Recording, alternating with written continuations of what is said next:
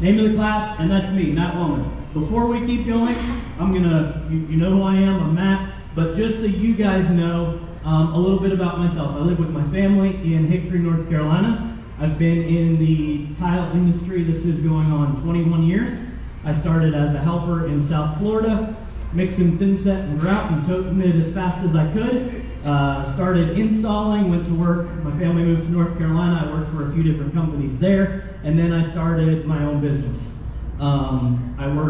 My sweet spot was I had up to about 7 crews running, and my sweet spot was about 3 crews. Had a small showroom, had a warehouse, small company, but that was kind of my sweet spot. We did a little bit of new construction. Majority of my business was occupied residential, high-end homes. A lot of remodel work. So I tell you that so that you know I'm not just a guy that read a couple books and watched some YouTube videos. Okay, so I have done this. Before I came here on Wednesday, I spread 75 pounds of permacolor select grout. I've done it, okay?